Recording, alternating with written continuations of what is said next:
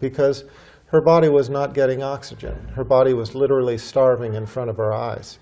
Oxygen starved in front of our eyes. And that part of her body was literally dying.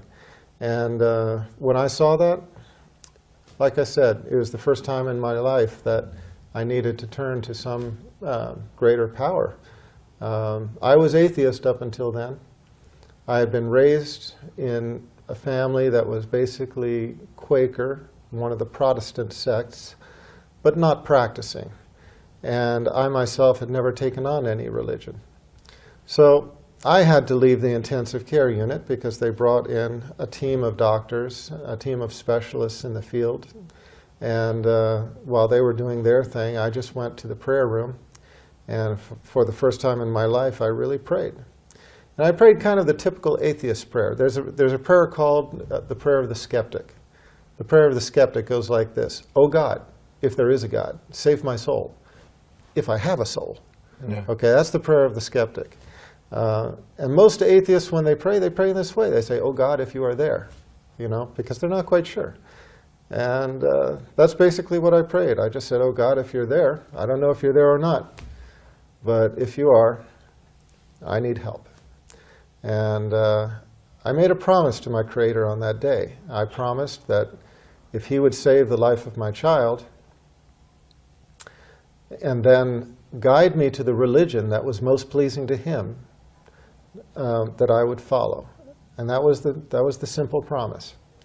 And I was only away for maybe about 15 or 20 minutes. But when I went back into the intensive care unit, my daughter was on the other side of the intensive care unit. When I entered the door and looked across the room, the doctors raised their faces from my daughter.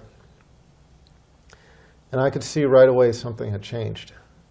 Their faces were mystified, as if they didn't really understand what was going on, maybe a little bit shocked. When I walked up to them, they simply told me that she was going to be okay, and that she wouldn't, she wouldn't die. And sure enough, she went back to being a completely normal child in all respects. I mean, you know, normal quirks, but completely healthy. She didn't have surgery. She didn't need medication. Just her condition completely reversed. And here's the thing. We had an ultrasound film of her heart beforehand. And we had an ultrasound film of her heart after. And before, she had the problem I told you about. After, it was completely gone, stone cold normal. And the doctors, I remember the doctors sort of went through an explanation, trying to make sense of it to me, trying to make sense of it to themselves. And I feel that they bought that explanation. But I remember standing there looking at them just thinking, you know, I know that explanation works for you, but it just doesn't work for me. And I prayed this prayer. And I just have to believe that this was the hand of my Creator. So I knew He had made good on His promise, and I had to make good on mine. So that started me on a religious search. And I thought I would find the truth in Christianity. I studied Judaism first.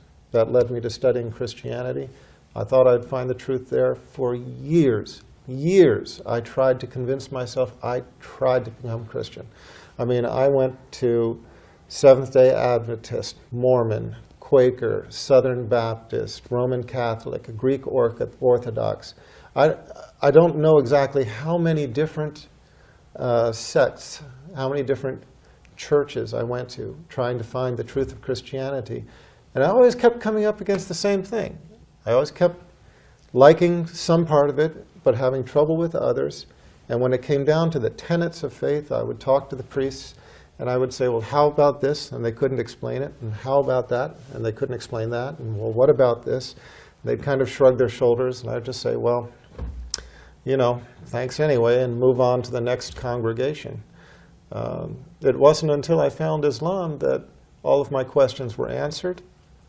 And it wasn't until I found Islam that peace entered my heart, and I realized that this was where all of the pieces of the puzzle came together.